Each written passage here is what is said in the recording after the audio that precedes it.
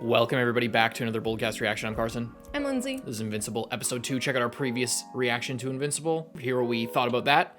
Check out our Patreon to get the uncut reactions for Invincible, seasons 1 and 2. And leave a like, subscribe. Let's get right into it. Is Doc seismic. Oh God.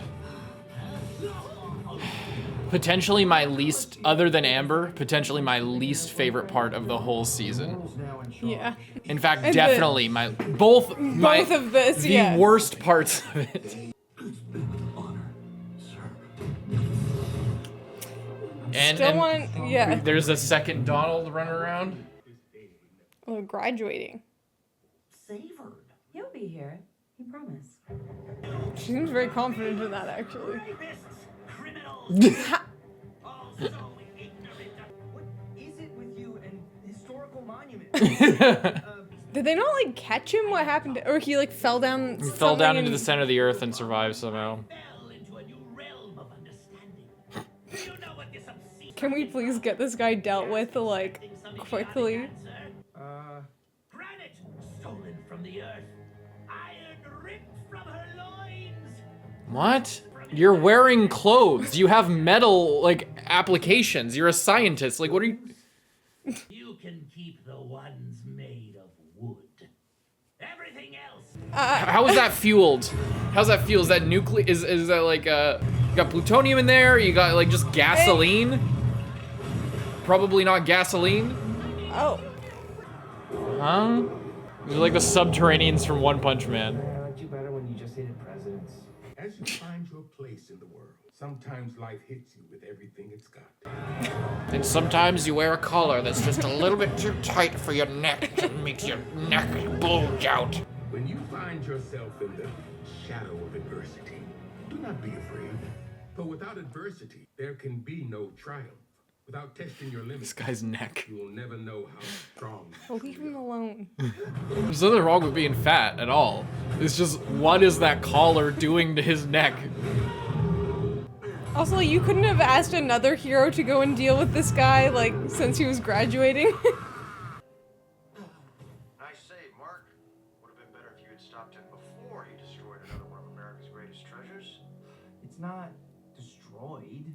I could try pushing it back out to. Looks mostly the same. We'll take it from here. As whatever you are, be a good one. Did he though? Did he really say that? It doesn't sound very Lincoln-y. Oh, so all I missed were the made-up inspirational quotes? Cool. Hey there, hero. Good timing. Is that sulfur? Oh man, wait till I tell you about this guy. Yes.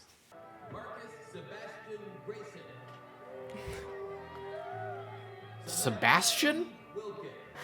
Sebastian? Like, Some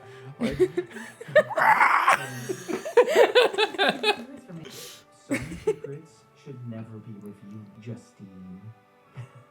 Everyone please rise. Sebastian? Congratulations. Yeah, I was just gonna say. Remember, be bold. Be original. Have a thick neck. Oh, be Invincible. Okay. Why is the red and black is cracking away? He's becoming good again. He's coming himself again. Look at how dripped out this place is. I want this to be my house. And she just made all this stuff from thin air. Different. Nothing but swimming pools and sleeping late for 2 whole months. I mean, on the weekends, maybe. I'm at the community center Mondays, Tuesdays, and Thursdays. Oh, and did I tell you guys I'm volunteering for the Katie Giles campaign? Right. Do you even know your state comptroller? I don't even know what a state comptroller is, but you do you. I'm gonna find the trashiest reality show I've never heard of and binge every episode. I thought he was gonna say go on it. They Finished the reconstruction up in Chicago. Sorry, I didn't mean to make that weird for you or... No, that's. Why would it make it weird for me? That's Are you saying it's my fault? You saying it's my fault? Is that why, that's why you say it's weird for me, Eve? Mark won't even take me flying anymore. Boo. Anymore. To graduation and new beginnings. What is he looking at? I'm on call. Cecil might need me. You're always on call now. That's the job. It's all right. Here. What's this? Whoa. Virgin Mai Tai. Very It's fun. not virgin. It's absinthe Mai Tai. They were trying to save Oh, their God. planet. From their own slaves. If those sequids ever take over, Earth is next. We need to strike first. Send up that Invincible guy again. You're talking about starting an Could you imagine what it would do to Mark's character if they were just like, hey, Invincible, go destroy this planet like your father did? What makes you think I know anything about Martians? Just the most suspicious possible response. Why are you asking me? I don't know. Oh my god. Everything okay, Russ? Fine.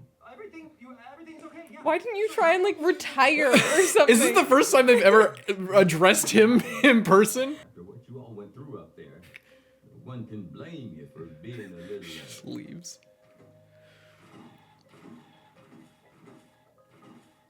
Does he not know like what that's used for or But something? it's been months, and quite frankly, Livingston, this is the U.S. Space Administration, not therapy.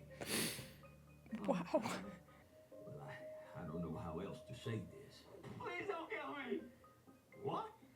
Spare me. I swear on my 3-chambered heart, just please do not stab all 3 of them. Christ on a Christmas tree. No one's killing anybody. But effective immediately, you're taking a temporary leave till you can get your head on straight.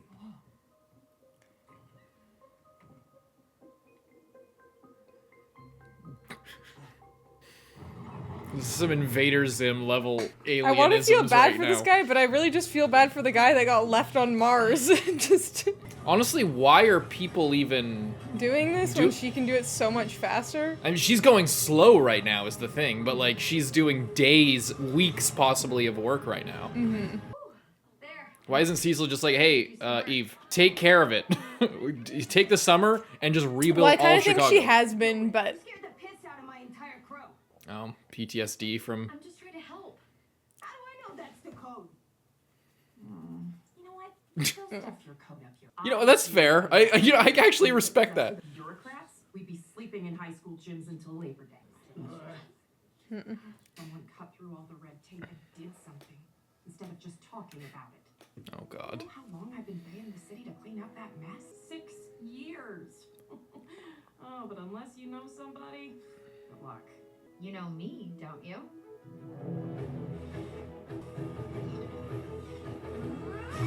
gonna make like a super nice garden. That's cute. How is Eve not a god? How is Eve not literally a god to Oh these my people? god! I think she just became a god to these people. She could be a cult leader so fast. I mean, most superheroes probably could, but still. She could literally just create shit from, I mean, rearrange shit, but still. She's literally just like super Edward Elric, like, but can fly. And doesn't really observe equivalent exchange. It just kind of does It's what... implied that there is, but it's like an atomic thing, so as long as there's atoms there, she could just turn them into whatever, so it's kind of a cheat code. She doesn't have to deal with the periodic table. You don't have to do everything Cecil tells you. Yeah, Mom, I kind of do. The last time I did this on my own, half a city got destroyed. I understand. No, you don't. Let me I don't think she does I understand. understand why you think you have to prove yourself, but you don't. You're a good person. No one thinks you're going to turn out like your father. But then why He would you does. even say it? Yes! That's not what I meant. Exactly. Mark, I need you. I have to go. Mark. I think Mark's doing everything right.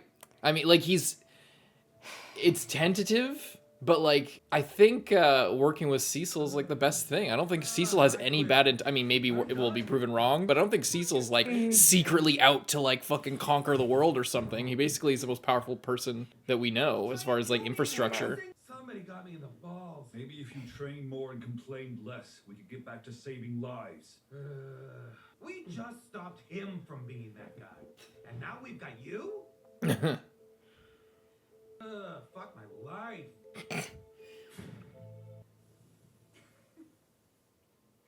Kate, is that you? I've got Is Kate with fucking Rudy or something? What is this? Kisses.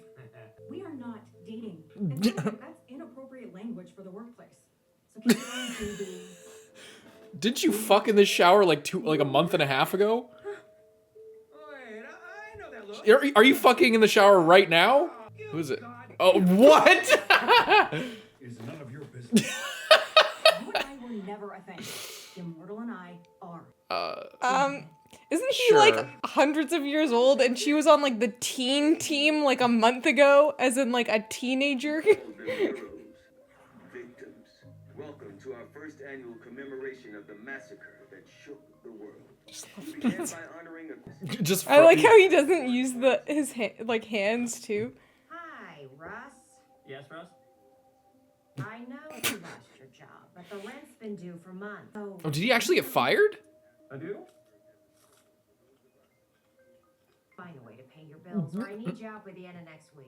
Or does he have money but he just doesn't know how to pay do his that? bills? He may have come from the stars, but Martian Man will always be one of Oh. the first superhero. While taking Oh, on bigger no. threats was part of his job as a guardian. His gentle nature and kind spirit, Martian Man made Earth. He's gonna try and be like that now. All right. It could be good, but you gotta be a little bit careful. So, observe and report. That's why you're Employee of the Month, kid. Observe and report. Midnight City. Been a virtual no man's land since the Midnight Magician cursed it back in '02. What the fuck? When you say curse, is that like a metaphor? Or what the hell? I mean, it's cursed. Permanent midnight, perpetual darkness, summer on the dark side of the moon. What? Okay. Now can he not leave? Oh no. Okay. That's freaky. Jesus.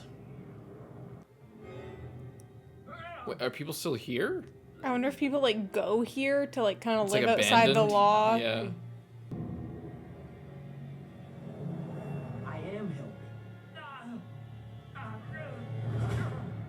helping. Helping make sure scum like you never hurt another innocent person again. Okay, it's literally Batman. Yeah, I thought he was dead. I thought Omni-Man killed him. Is he like a ghost? Come on, man. Darkwing was at my 12th birthday party, so I'm pretty sure he doesn't kill people. Also, pretty sure he's dead. Yeah. Killed by your father, Invincible, which is why I carry on his work. I was Nightboy, his assistant. Oh. Assistant. What do you mean? Oh, it's literally like Robin. Yeah. Like Nightwing instead of... It's degrading. Okay, bring him in. You lost it. You think? You hear them too? Huh? Voices. What? What? Oh, man. Man, you're coming with me. Okay? This episode's funny. Like... With the son of a psychopath. Hey, I'm being nice. So watch it. Come on, you can catch this guy. Is he about to like see his dad or something? He's literally seeing a like essentially a ghost from his past. About that. My predecessor developed this exoskeleton. Technically speaking, like But that's not what you should be worried about. Hey man. Quit lurking around in the shadows like that. I didn't say it hurt.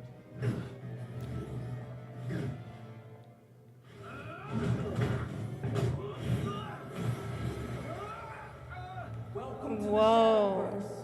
There are dark things here. Hungry things.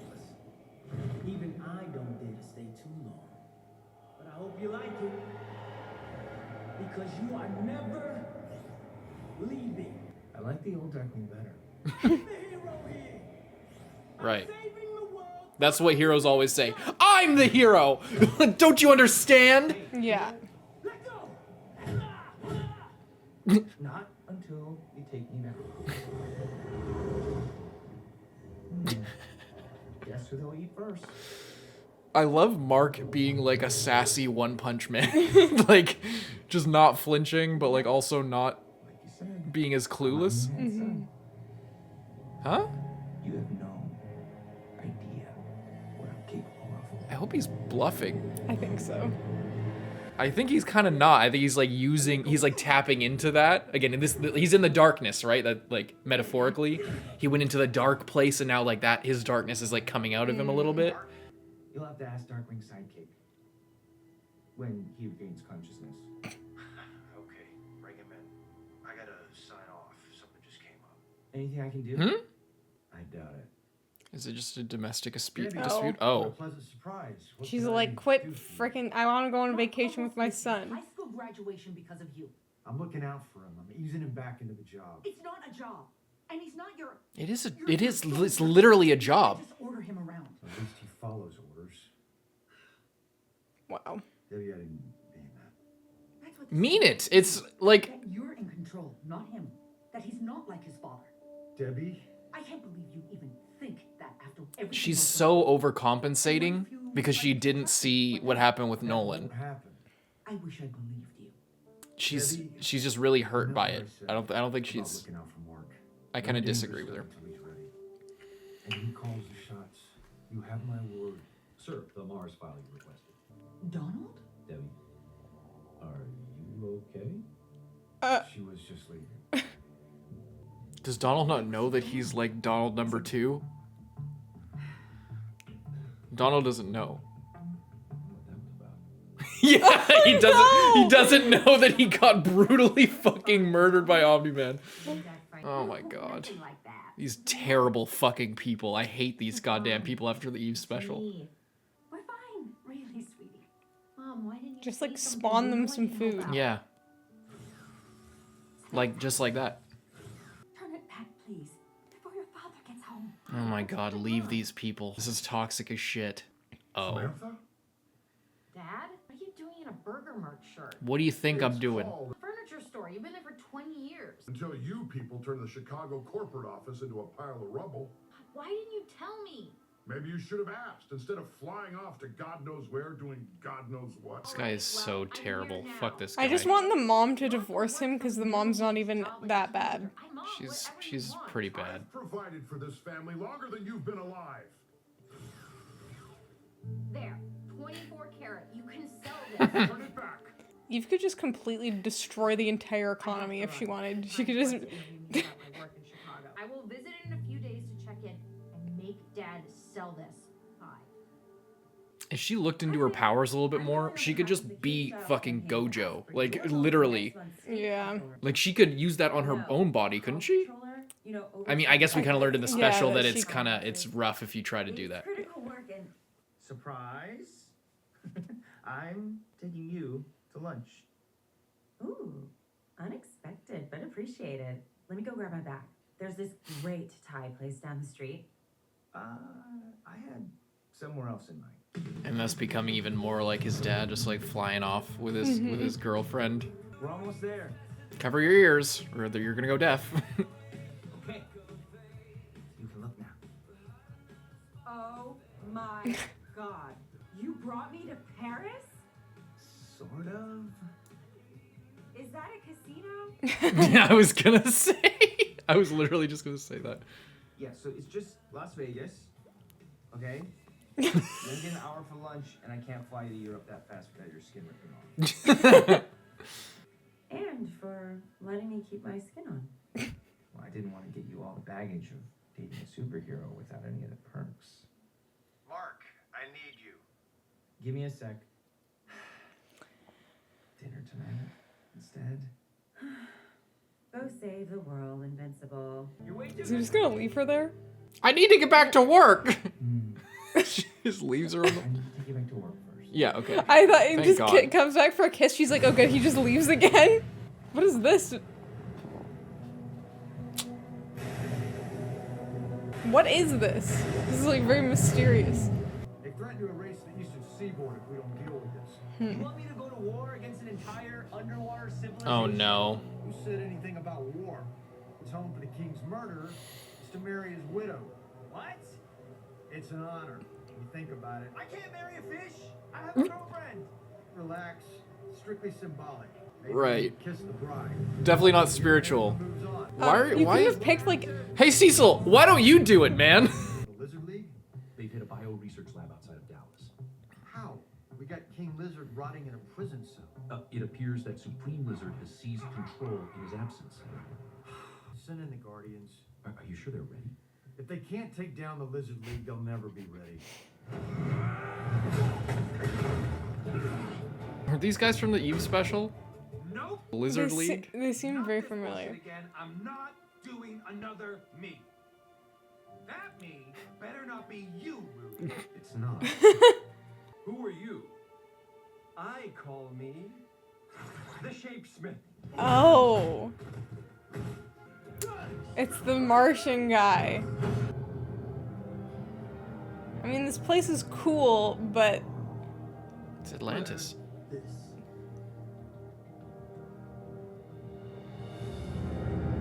Welcome, son of he who slayed my husband. About that, You will address her as your majesty. Air breather. right, Your Majesty.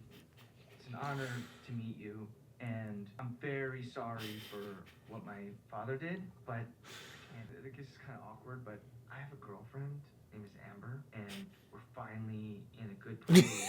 So even though, you know, you seem super nice, it just wouldn't feel right. I love that. What do you speak of? Isn't that why I'm here? Why would I need a king?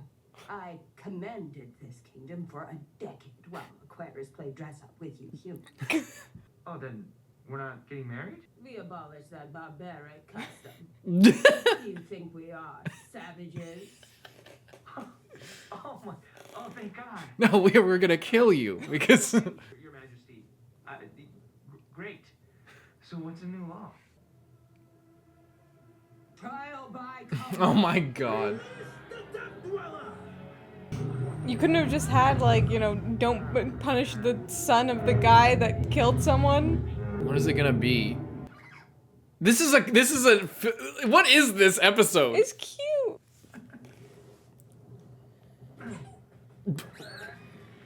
Oh, it's like an anglerfish. Oh.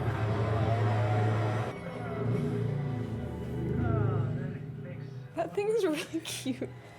I thought it was gonna be like to be continued, like it was like he wasn't gonna just obliterate it instantly. Seriously?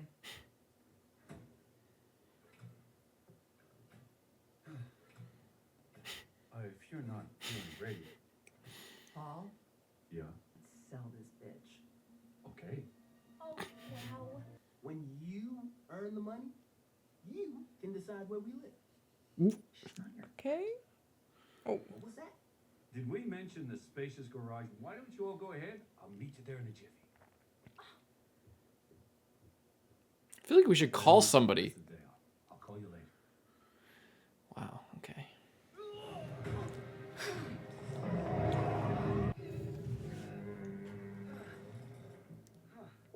It's gonna do that thing where it, like, just breaks out and, like, trashes everything.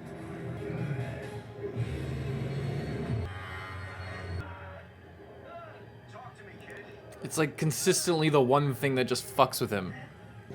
Is this little respirator getting cracked? He can hold his breath in space. I think he'll be fine even if it breaks. I think it's more just so he can talk in the scene. I think now you're just starting a war with the fucking Atlanteans. Yeah, and now it's gonna come after him because you guys just busted the chain with your terrible accuracy. Oh! Oh! Oh, shit. That thing got loose. It's killing everyone. They should have thought about that before they brought it home from the store. I can't leave those people to die. Okay. All they wanted was justice for what my dad did. You're not your father, Mark. That's why I'm going back.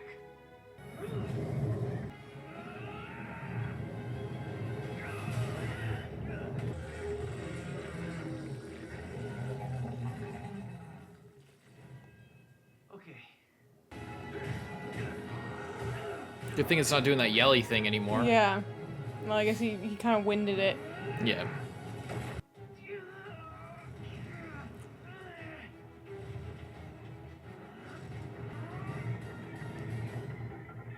Oh. You know what I thought he was gonna do? I thought he was gonna take that and carry it out into the open air. Oh God. Come on.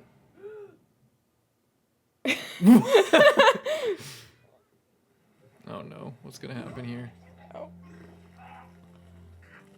Wait, did he get out? What the hell happened? So, that's gross. What's? Oh, is it just water? Maybe. What is it? You got lucky this time. Yeah, it's water. Lucky. Atlantis is calling it even since you saved the queen. The next time I give you an order, You listen. Pull up the audio from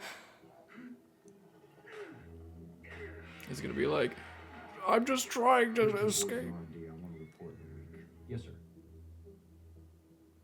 Oh, because it worked on him? Sir, when Debbie came to speak with you, she seemed distressed when she saw me. She's a distressed person. The number Nolan did on her, who knows what's going through her head. Anything else, Donald? No, sir.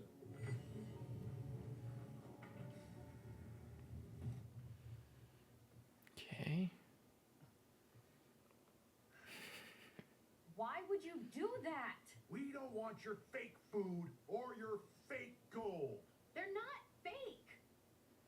But I get it. But you gotta get over this stupid man of the house thing. I'm trying to help. Oh yeah? Like you help Chicago? Adam, don't. What? The whole lot was unstable. That's why the city never built there. It's a miracle nobody was killed.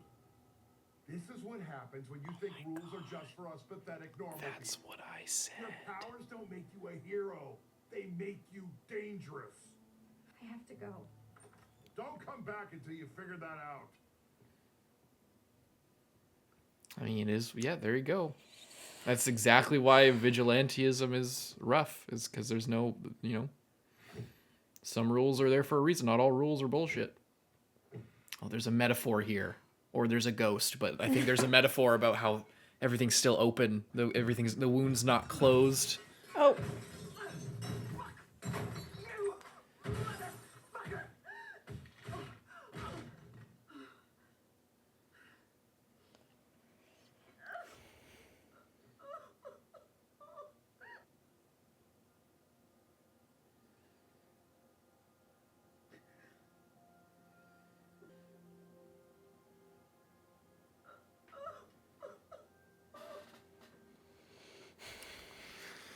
Oh boy.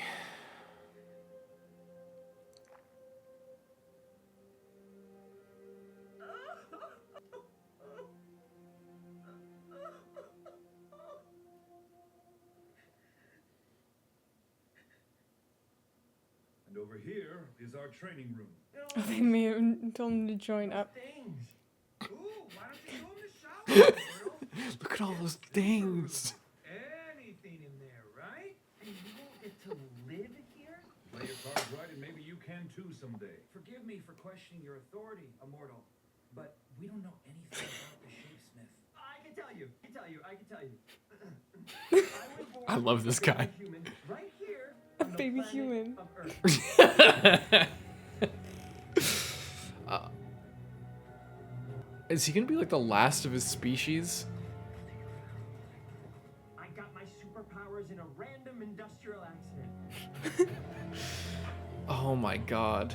Everyone's dead. Now they're gonna come to Earth. Use my abilities for good and to help people and to protect my planet, no matter what. I love this guy. I am a normal human superhero. Am I in? But why not? it's that little like shrimp looking thing. It was embarrassing. Yes, it was my plan. But we are not a joke. No matter what the Lizard social League. media says. We are the Lizard League, and we are unstoppable. And under my leadership, instead of that fool, King Lizard, we will rise again.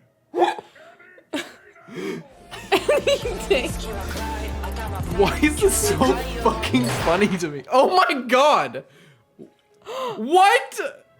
Who did that? What? Who did that? How could you do that to Supreme Lizard? You said the same thing. Around. It's going to be King Lizard. Any objections? King Lizard. That, you know what, that you know why that's funny to me? If you guys have ever seen Pros D, his YouTube channel, that sound is like King Dragon. There was the It is after I. credits. Oh, that's fine. I'll include it. It's fine. Oh my god, it's exactly like that. I, King Dragon, will defeat you. Why should I tell you anything? Who the hell are you anyway? Oh, and the other. Think of me as an old friend. An old friend who can help you, given your current predicament. Fine. They were smart. After our ultimatum, they ambushed my dad with experimental quantum bombs. Still cost them most of Europe. Then they just tore me down. Helped me when I finally had to sleep. Oh. Interesting. Freeze! Who the hell are you? Female Cecil and Donald. Me? I'm not your problem. Then whose problem are you? His. Well, not his, but close enough. Make him pay for what he did to you. What? Stop! Hey, you promised you'd help me! Hey! Don't leave me here! Hey! Just gathering information on all the timelines where he got defeated. Yeah. Quantum bombs. Quantum bombs. Would that mean that, is there more? Would that mean that, like, Eve is gonna be the key to, like, everything? I don't know. Because it's like, I'm no quantum physicist, but we've joked about, I think we joked at one point about how Eve could just nuke everything if she wanted. She could literally just ignite Earth. Theoretically, with her power, she could just be like, tink, and then it's all over. If her power's strong enough, and if it's scaled to what it should be scaled as, but maybe it's not. But yeah, maybe that's how they got a hold of the maybe she could like make the bombs necessary to like kill fucking Invincible and Nolan. This was a really good episode. Season 2 is absolutely popping off. Yeah, better than I thought. This episode is interesting. Some of it is so fucking funny. Like, okay, so much of season 1 had like a lot of comedy that was just dumb and wasn't funny. If you enjoyed it, I'm glad you enjoyed it. Yeah. But like, we didn't really find, like, I would say like at least 75% of the jokes we just did not find funny at all. We made fun. We found them funny because we made fun of how dumb the jokes were and how like silly everything going around them was, but not because like they actually were well delivered or funny to us. This episode's different. The Lizard League in general is just funny, but that there's an army of them. And that they're like, like, and that like they're not even on board. Like the girl's just like, oh my god, any day now. Just like like whoever was acting the new Lizard Lord, whatever his name was, got killed. His face is hilarious, and then the way he like pauses on words and is talking about how the lizards will rise again or whatever the fuck he said, like. Something about the whole thing there was just, and all these drones looking almost identical with like totally neutral faces while he's giving this rousing speech. Bruised and like blood everywhere and stuff. Something about it is so, and the fact that their king is King Lizard is just hilarious. No, the King Lizard was like, I get this was guy. The previous, and then then he's Supreme Lizard. It's so fun, and then what is his name? Shapeshifter? What? Oh, I can't. Let's see. I need to see his name again. Shapesmith. This guy, he's really fun. It's like he's genuinely funny. I like a lot of it is the delivery. Yeah. And I think that's partly why Rex is not funny. I just don't like the sound of his voice. Not that I'm one to throw stones because people hate the sound of my voice, but I think overall like. Maybe there's something with the voice directing even because there was multiple times in season 1 where like what people were saying and like the way that it was being delivered. Look at his butt. I'm sorry. Yeah, I saw it too. I was trying to ignore it. It didn't match. It didn't quite line up. Like specifically, like probably the worst example of this was when William was talking to Mark after his boyfriend almost got killed.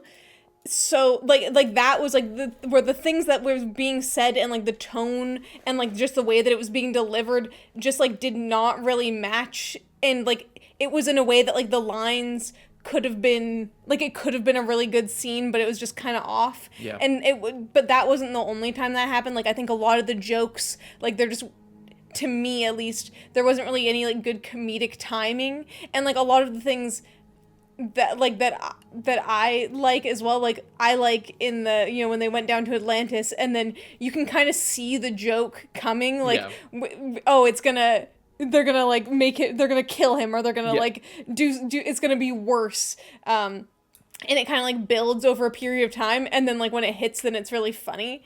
And to me, I felt like that, like there wasn't really as much of that in season 1 from what I can remember. There was a lot more of like very Marvel kind of jokes.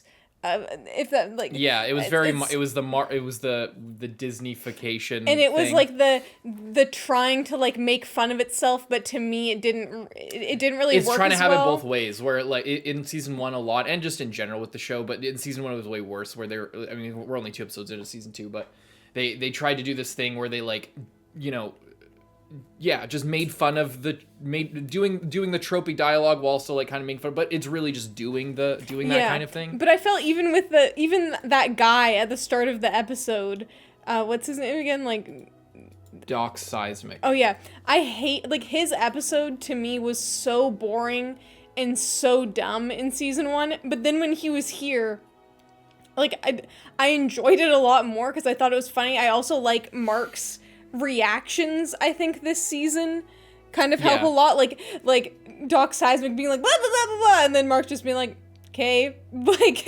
just like not like just kind of not caring about it as much is funny as well, because it just is showing like how ridiculous.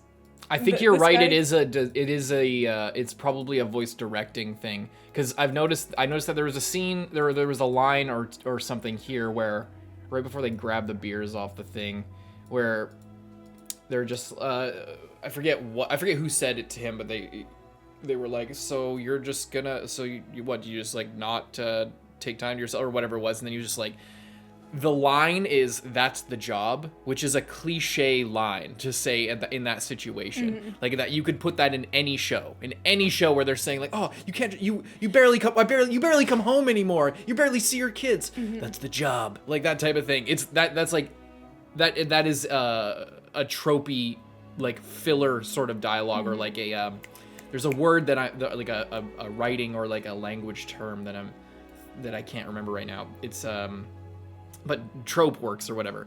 But the way that Steven Yeun delivered that line there was, he was like, that's the job. And it's like, how to act a cliche line 101, like how to do that. Like, so I wonder if it's the same voice director, or I wonder if they had more time, or I wonder maybe because this originally came out like during COVID, maybe if that had something to do with their recording process or their workflow with season 1. Or just like watching, like maybe even just the people, like the actors watching season 1 and then being like, oh, I'd actually rather play it a little bit different, or it's something, because they might be treating it with more seriousness this time around as well, because something about like whoever is like responsible for like the changes that we're noticing, like all everything so far for me has been for the better. I don't see anything in these first 2 episodes that I'm like,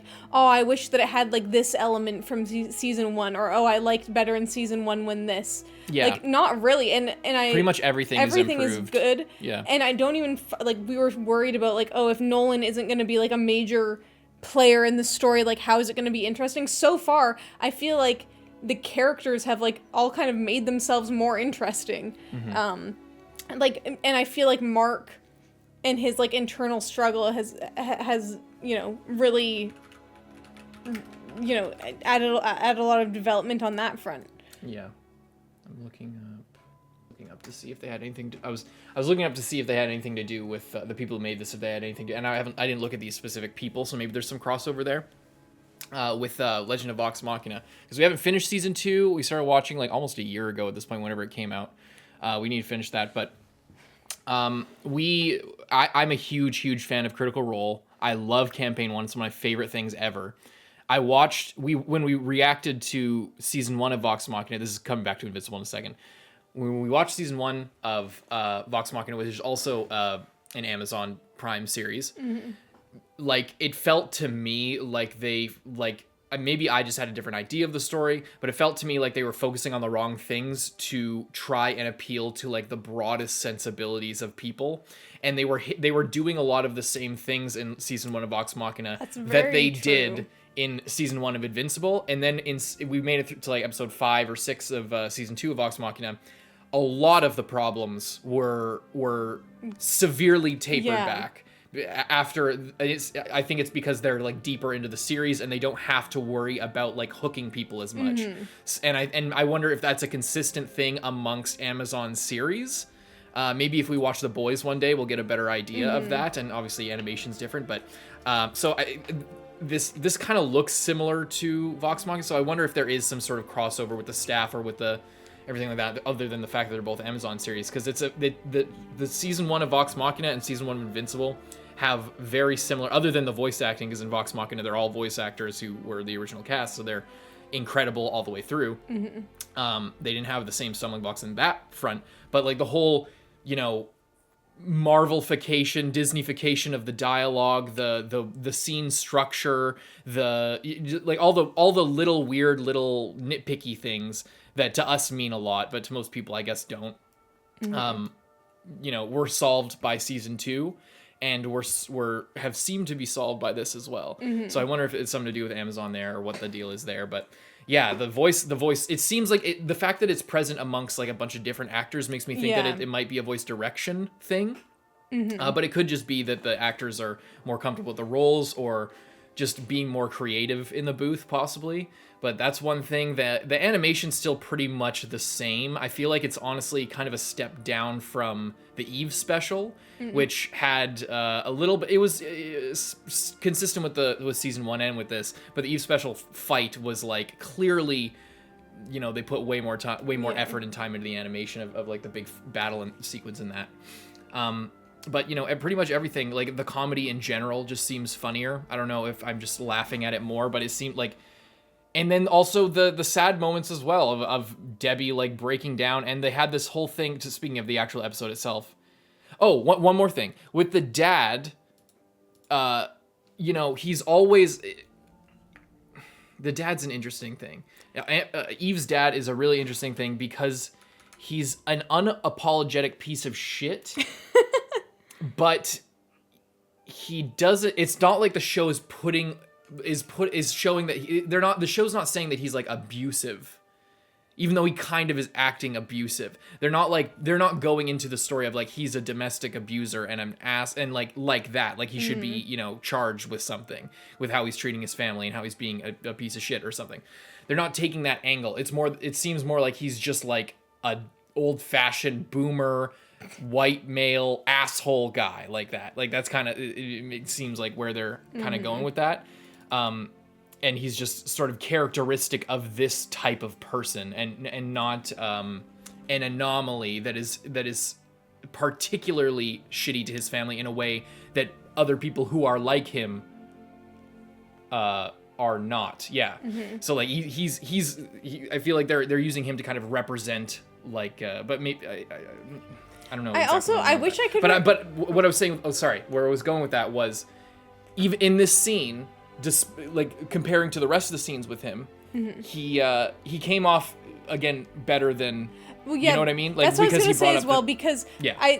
What I seem to remember from season 1, it's like we didn't get too much of her parents, but like they were kind of portrayed in a certain way. And then in the Eve special, like the dad was like so unbelievably horrible. Yeah. Like, but in a way that like, and I don't know, maybe that's just us. Like maybe like we didn't really like if anyone watching this is like, oh, I want to see their reaction to the Eve special. We didn't end up posting it because we didn't really enjoy it, just kind of in general.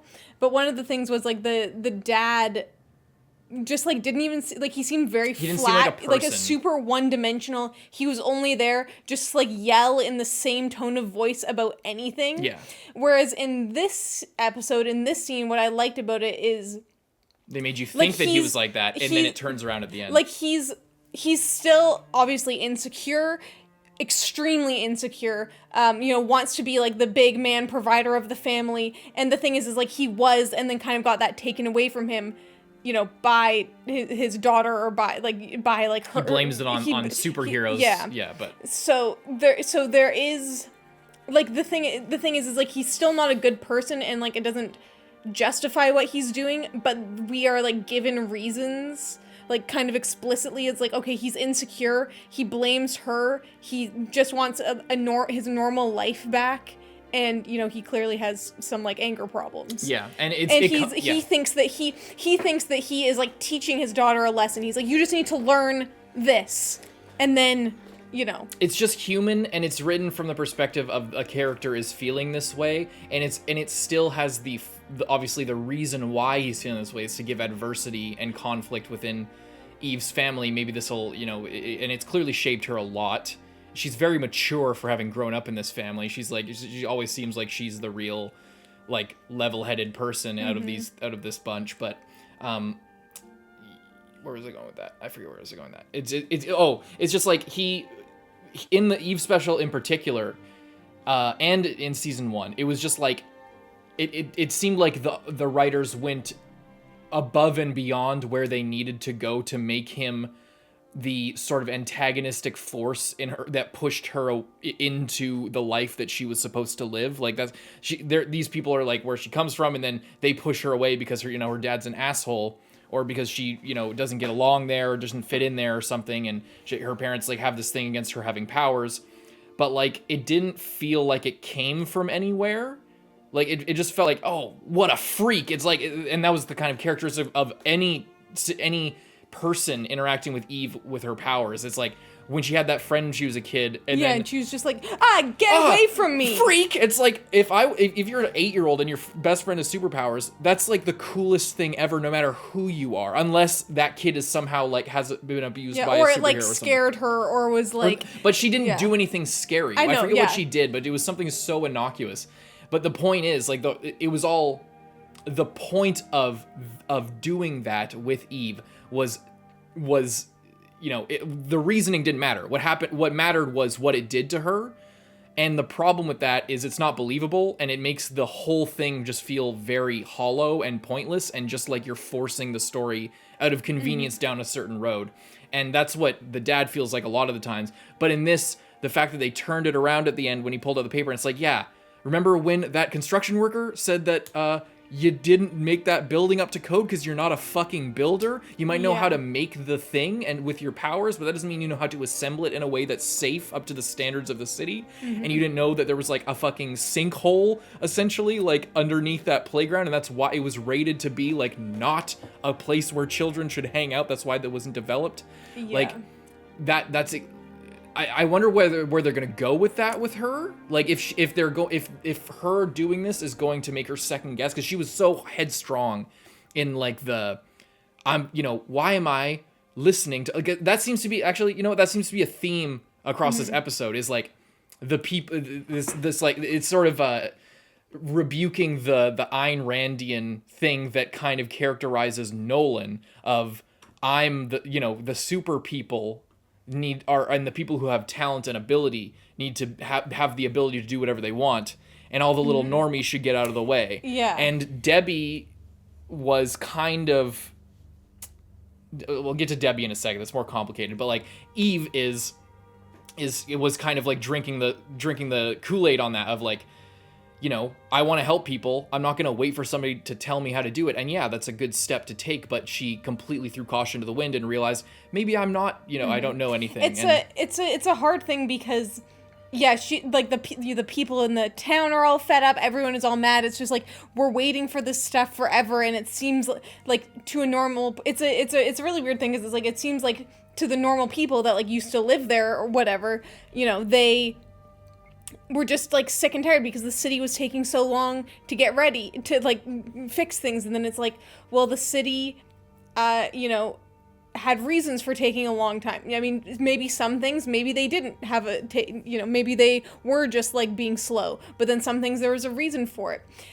So then it's this weird thing where she wants to like work outside of that, but at the same time, maybe if she not necessarily working for Cecil, but like working with, instead of like swooping into the construction workers and being like, hey, I'm just gonna like rebuild this building for you. Instead, she could still help. Like if there's like garbage and like debris, she could still do something with that, but like talk to like structural engineers or like people who like let the people whose job it is to like build things or like survey things to see if they're safe still do their job, and like she could work with them and like assist them and make it go a lot faster that way. But it's like she just kind of got ahead of herself. And it's just too bad because she is just really trying to help. And we talked a lot before of like, what, like when she was like helping that vineyard or whatever, and we are kind of roasting her, like, you could be solving world hunger right now, but you're like helping this vineyard grow some grapes and make wine. The funny thing is that she thought they were selling it like she was helping the world, and then she just went to Italy and saved this vineyard anyway. But the thing is, it's like she can do a lot of good, but because she's so powerful, she just kind of got ahead of herself. And it's not that she's necessarily like on the 100% wrong path. It's just that she, I think, needs to like think about it a little bit more and like slow down a little bit and actually like consult with people who are experts, because she's not an expert. She's a teenager. She just graduated high school. I think that's the lesson that they're trying to teach this episode. But it's interesting because like to her, they're like, hey, you need to kind of grow up a little bit and like, but at the same time realize that you're just a kid. And then to Mark, it's kind of the same thing as well, where he's like, I'm grown up now. And it's like, no, you're not, Mark. You're still a kid. And, with the whole Debbie and Mark thing, I do find it interesting because, he wants to listen to Cecil and do what his dad didn't do, which was listen to Cecil. But at the end of the day, I think Debbie, like you were saying, like, oh yeah, Debbie, he needs to listen to Cecil or whatever. But I do think that there is something, because Nolan, what caused the problem in the first place is that he's not human. What ended up like kind of saving the day at the end was that he like sympathized with humans and had kind of become a little bit human in the way. And I think that Mark needs to like have time to just be a normal guy or like go on a vacation with his mom or something, because if he like is so zeroed in on the whole superhero thing, I think that he needs to have a bit of a balance sometimes. I think that he's using the work as a distraction a lot and to try and prove that he's not like his dad. Yeah.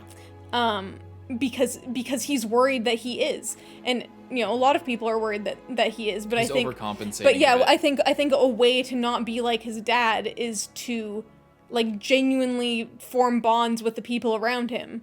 And yeah, but my thing with Debbie wasn't that that's not correct. It's just that she's going on her own journey and coping with everything. Her way of coping with it is, there's the metaphor. She's like closing the mailbox. She's trying to close, but it's open still. These feelings are still in her for Nolan and for the life that she lost. And she's not coping with it very well. And then the cupboard as well, until she just like destroys it. It's just like this, the wound is not closing, the cupboard is not closing, the mailbox isn't closing. And her idea that Mark should have more of a balance is true, but I think it's really complicated because she didn't see Nolan coming, and she doesn't want to, because she feels so betrayed by Nolan. And she probably feels really stupid for not seeing it earlier or not doing anything about it earlier. She doesn't want to believe that could happen to her son as well. So her going on these vacations with her son is because she loves him and she does want him to, she does want to spend time with him and wants him to have more of a balance. But it's also to prove to herself that he's not the same and that it's not going to turn out the same. And also I think partially she wants to go back to the life that she had, and there's a part of her that like wants to kind of replace her husband with her son in a weird way, where she like before they would go they were talking about flying to, like, I think they were going to take a plane, so it's not, maybe this part is like going out on a limb a little bit too psychoanalytic, but that was a big part of their relationship when she was with Nolan, was they go out on all these excursions all over the place and like fly over Europe and fly to Asia or wherever and get lunch just because they could. And it was a big part of that. And I don't think that the reason why she is suggesting like a tropical vacation because she misses it, because she misses going on a tropical vacation. I think that it's the wound is still open. That part of her life is still nagging at her, and she wants things to go back to not being as fucking terrible. But she also, and she also just does not want to believe that Mark is like that. But Mark on the inside knows that that part of his dad is in him. He's fighting it all the time, and he's encountering it all the time. He encountered it multiple times this episode when we went to Midnight City, and then when he went to Atlantis. That this darkness and this tendency within him that is pulling him in a direction that he constantly needs to fight against. And what he feels like is the best way to do it is to have that oversight that Eve tried to neglect. She was like, I don't need to listen to the city. I don't need all this oversight. I need to help people. And Mark knows that, his dad just said, fuck all of the system. I'm just going to be on my, I'm in control of myself. I'm in control of my life. Mark's afraid of what he might do and what he could, and what lengths he might go to if he's left to his own devices, because he has living proof of his dad, murdering everything. And he was there to see it and witness it and be a part of it against his will. And he doesn't want that same thing to happen. So he's basically putting the checks and balances in Cecil's hand because he trusts Cecil. And personally, I think Cecil's probably the best person to trust, but they might be teasing at some more stuff with Cecil because of the stuff with Donald. Cecil's got a lot of secrets, obviously. That's part of his job. And a weird thing, I think this is just a convenient thing for the writing, but Cecil was like, all right, kid, we're getting you out of there. And then makes the situation instantly worse. Yeah. Instead of, and also Woods, okay, if Cecil's a really smart guy, and I feel like he would understand that shooting missiles into the fucking Atlantic City that is this other civilization of fish people that is in your world, on your planet, that you're trying, the whole point of Mark going down there is to try and do this peace thing, unless there's another motivation with Cecil that we don't know. Assuming that it is that Cecil has the best intentions of not going into all-out war with these fish people, he sends Mark down to do that. And then first sign of danger, he doesn't at all trust Mark to handle it. He makes things worse. And also, he had no exit strategy other than send missiles in.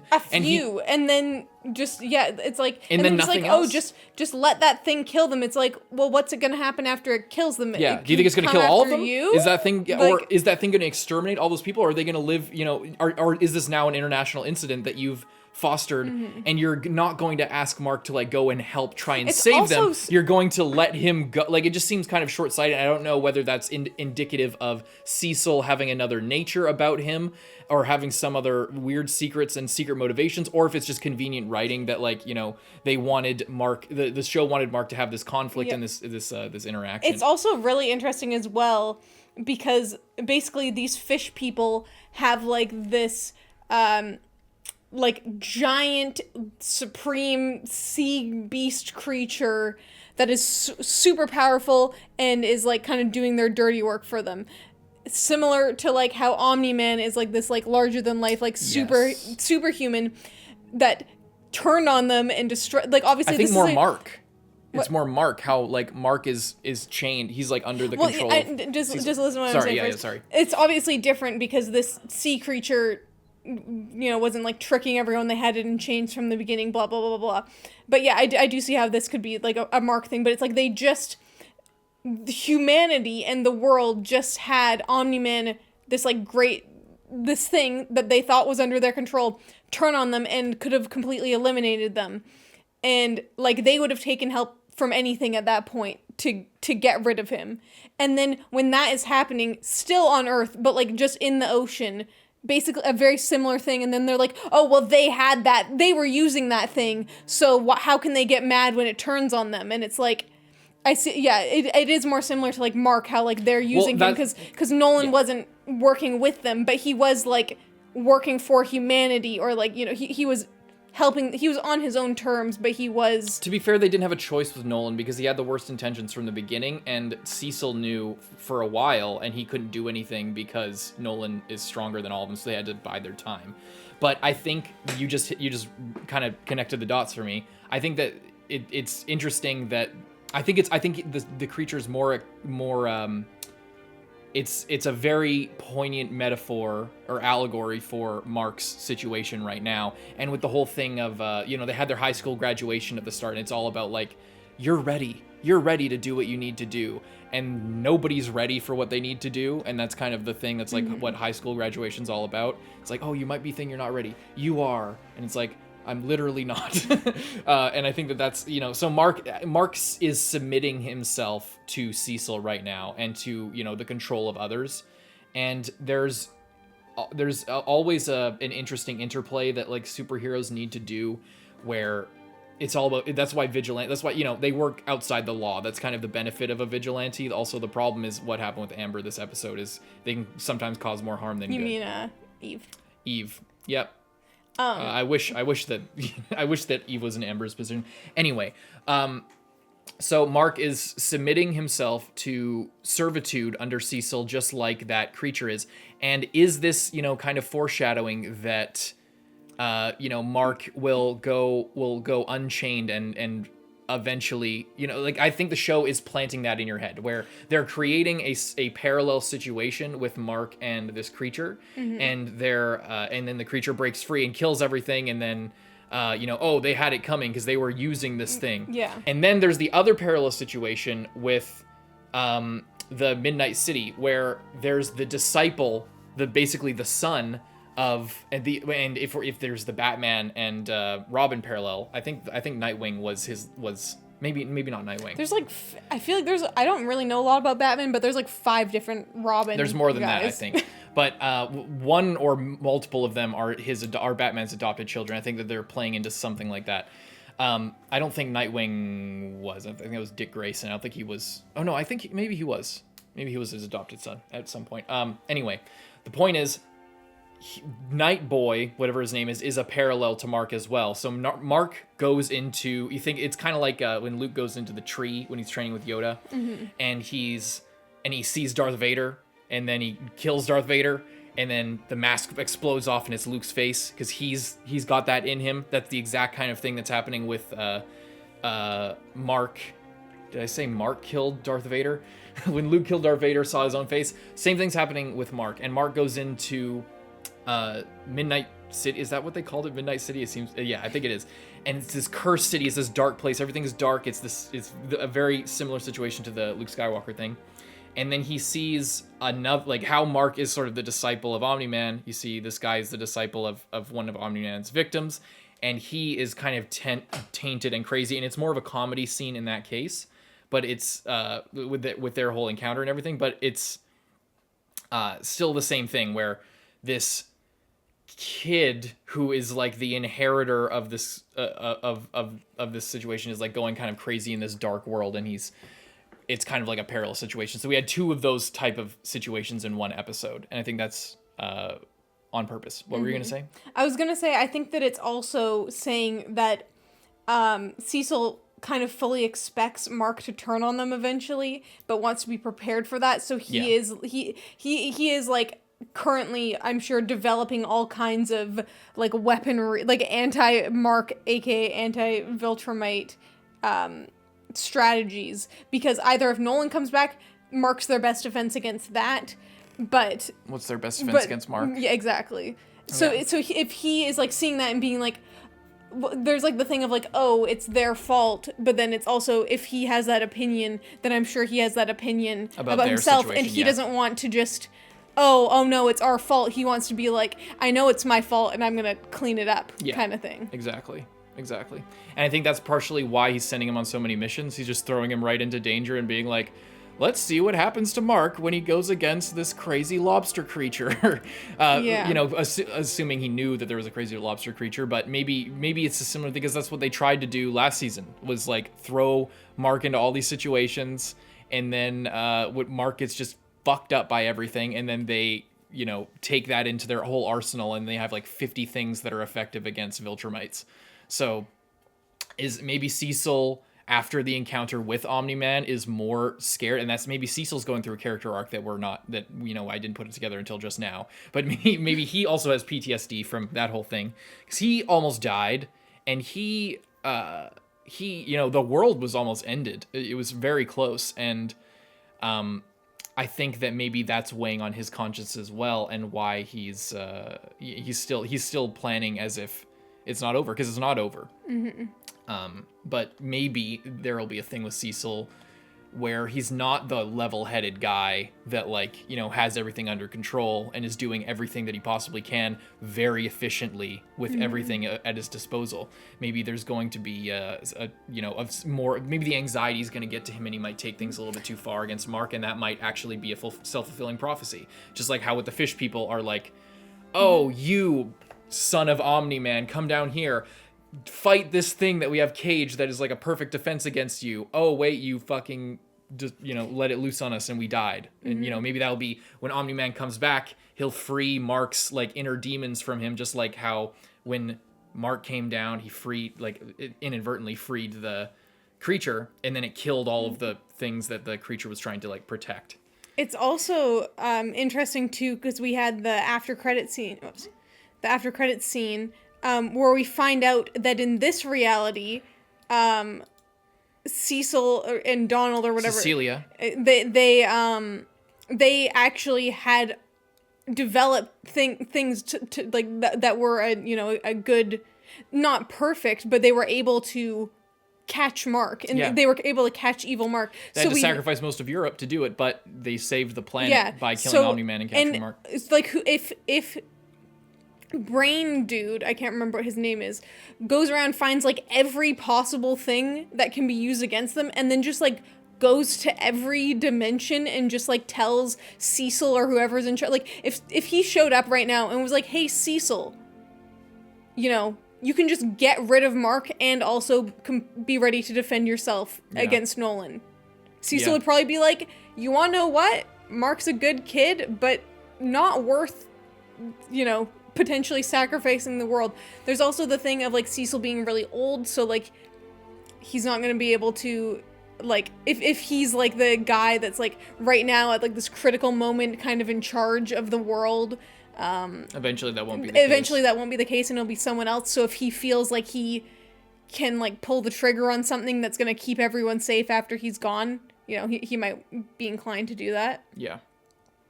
Yeah, I think that's likely. I think that's kind of what they were setting up with seeing female Cecilia and Donna at that point. But I wonder, I think, maybe Cecil's just going to grow more and more jaded and afraid of Mark, and not kind of trusting that, he's on their side, and he might just despite Mark's best intentions, he might be like, look, kid, you're not ready. Yeah. Oh, I see him, being kind of a psycho. Mm-hmm. Well, there's also the thing of Mark just didn't listen to him, even though it was the more human and more right thing to do. Yeah. But what Cecil doesn't care about what's the right thing to do. He just cares about what he says he wants to do, whether it's morally right or not, because that's the problem I have with that situation, is because the morally right thing and the correct thing for Mark to do, from a strategic perspective, as far as the survival of humanity and the prevention of war, was for him to keep fighting that thing, because he did end up winning, and if they sent reinforcements in, he definitely would have won, which, and Cecil said that they were sending in. I think that was it feels like that was the wrong way to get across what they wanted to get across, because Cecil says to Debbie, oh, well, at least Mark follows orders, and then we see Mark not following orders, and it's oh, there's some friction going to be happening here. And I think that does come across when you think about it, but because Cecil telling Mark to get out of there just kind of is the wrong move strategically, not just morally, also strategically, because, it's a sea monster, and it's not even that crazy of a sea monster. After he got his next hit after that, just did some severe damage. Yeah, so they were trying to like, oh, Mark is, going off book here, and he's being kind of a rogue, and that's a scary line to walk when he's, going a little bit crazy and like slipping into his dad like 10% of the time. But because letting the monster rampage through their town after Mark came there and essentially freed it and then caused the destruction of their people, basically their version of the Chicago disaster where their queen died, like, that's not the right move on any level. It's way better for you to like, send in a couple more missiles and for Mark to just keep fighting and beat it. So at the end of the day, you kind of get what they were going for, but I think that there would have been a better way for that piece of the situation to work. Other than that, I think it was really funny. I think the fish people, they've always looked like the fish stick character from Fortnite. The fish guys like from that. Fortnite. I've always thought that, like exactly like the fish people from Fortnite. Literally the same. Yeah, this episode was good. It was. I also felt like there were relevant. So many things like. I felt like a lot episodes. Of the well, that's what I was gonna say. I felt like a lot of the problem in season 1 was having like one episode for something that like was totally boring and like not really that much happened. But then you'd have other episodes where it felt kind of rushed, But then I felt like this was like we spent the perfect amount of time on each thing and kind of like went back and forth. Yeah, I like that. What else is here? Oh, there's the Immortal sleeping with Kate, and then Kate being like, it's really inappropriate. And I wonder if she actually is saying that and being a total hypocrite, or if that was just cover because she was currently fucking the Immortal. By the way, there's a conspiracy theory that Abraham Lincoln was gay. Have you heard about that? No. That he apparently, it was well known. It was like a fact. It was like he had a best friend that lived in the same house and they slept in the same room. Oh, they were roommates. And they were roommates. Oh my god, they were roommates. Yeah, it was the same. It's literally like, and it's pretty to most. I think the people who look into it are like, I mean, if he wasn't gay, it's just kind of weird for a president to have that kind of close friend as a roommate. Like, it's just kind of like, yeah. I forget if he was. I think he was married. I don't know. I'm not. But we're Canadian people. Again, Amber. Great this episode. See, this is I like Amber. There now. was 1,000,000% an internal change in the way that they're approaching her character. This, like, 2 episodes in a row, it proves it. And she even scowled at one point, and when she scowled, it was more like a, hey, wait a minit. But it wasn't when she made the face first before she said anything, I was like, oh god, is it? She's back. I had Vietnam flashbacks all of a sudden. It was funny, but I was freaked out there for a second. But a lot of good setup, a lot of thematic things going on. I feel like this episode was the best word I could describe it is relevant. It's very relevant to the character building and everything, and it was genuinely funny when it was supposed to be funny. Like I was literally laughing my ass off. It was so funny, which I don't expect from the show. So I'd say good episode. Yeah. Can't wait for the next one. Leave a like, subscribe. We'll see you next one, Carson. I'm Lindsay. Bye-bye.